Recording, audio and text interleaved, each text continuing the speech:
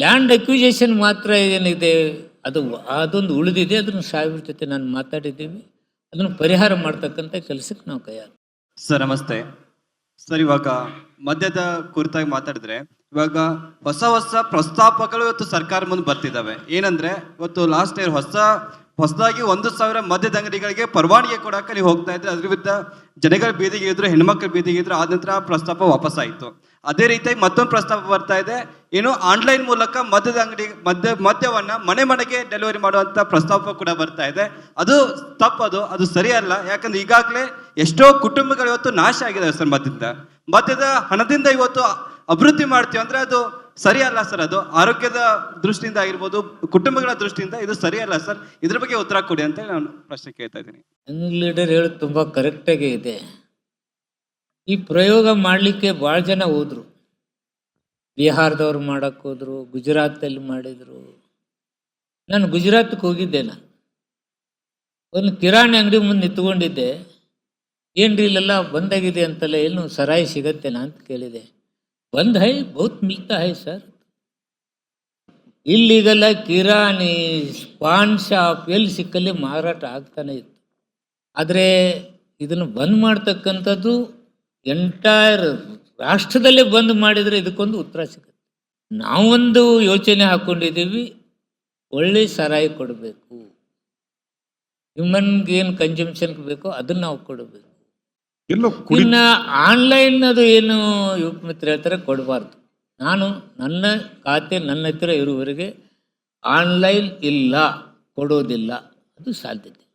Power ಟಿವಿಯ ಉತ್ತರ ಕೊಡಿ ಸಂವಾದ ಕಾರ್ಯಕ್ರಮಕ್ಕೆ ಮೊದಲನೇದಾಗಿ ನಾನು ತೊಗರಿಯ ನಾಡಿನಿಂದ ಸ್ವಾಗತವನ್ನ ಬಯಸ್ತಾ ಇದ್ದೀನಿ.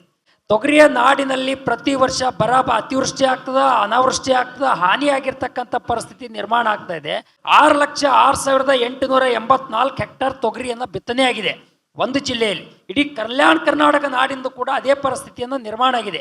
ಒಟ್ಟಾರೆ ಅಂತ ಕೇಳಿದ್ರೆ ಈ ವರ್ಷ ತೇವಾಂಶ ಕೊರತೆಯಿಂದ 2 ಲಕ್ಷ ಹೆಕ್ಟೇರ್ ತೊಗರಿ ಒಣಗೋಗಿದೆ.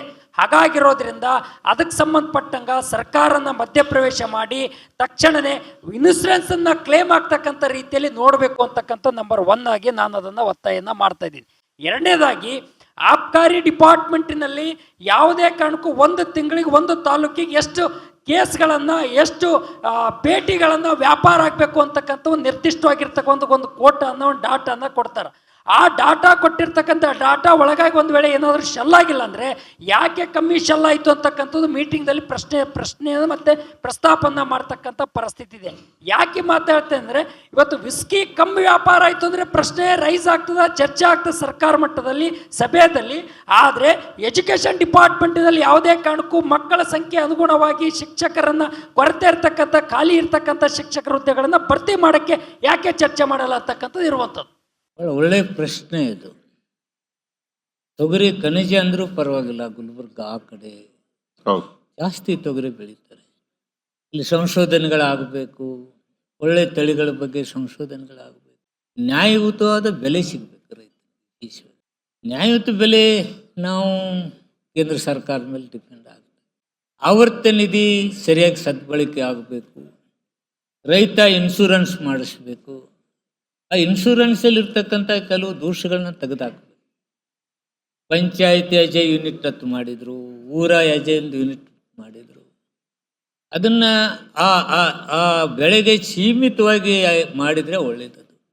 ಒಳ್ಳೆ ತಳಿ ಕೊಡ್ತಕ್ಕಂಥದ್ದು ಇದೆ. ಇನ್ನು ಶಿಕ್ಷಣದಲ್ಲಿ ಕೆಲವು ಪೋಸ್ಟ್ಗಳನ್ನ ತುಂಬಬೇಕಾದದ್ದು ಅನಿವಾರ್ಯತೆ, ಇದನ್ನು ಮಾಡಬೇಕಾಗತ್ತೆ. ಯಾವುದೇ ಸರ್ಕಾರಗಳಿದ್ರೆ ಒಳ್ಳೆ ಸಲಹೆ ಕೊಟ್ಟಿದ್ರೆ ಅದನ್ನು ಮಾಡಬೇಕಾಗತ್ತೆ, ಅದನ್ನು ಮಾಡು.